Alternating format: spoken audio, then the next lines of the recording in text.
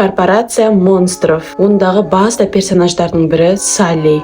Аниматорларға именно Саллиді сызу өте қиын болған екен. Өйткені оның үстіндегі әрбір жүні осындай пышный болу үшін әрбір штугын біртіндеп тұрып сызып шыққан. Енді дәл сол Саллидің жүніне қатысты сұмдық бір теория бар. Мультиктегі жаман персонаждардың бірі Рэндалл Саллиге былай айтқан еді: адамдар монстрлардың кожасын шешіп, оны унитазға төсеу үшін қолданады.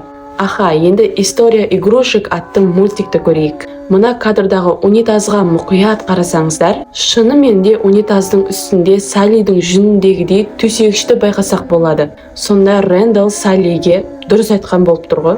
Міне сол үшін мультиктің соңында бұл Саллиді таппай қалады. Ал Питер Пеннің негізінде балаларды ұрлап, оның жанымен қоректенетін демон екенін білесіздер ме? Қалай сонда десеңіздер, жалпы мультиктер жайлы сұмдық теорияларды жаңа ғана шыққан ютубтағы осы ролигімнен көре аласыздар. Жай ғана ютубқа кіріп Диана Кью деп жазсаңыздар болды. Алдыңыздан өзі шыға келеді. Ал қаншама қызықтан қалып кетпей көріп алыңыздар және Диананың қызықтарына жазылып алуды ұмытпаңыздар. Мақұл?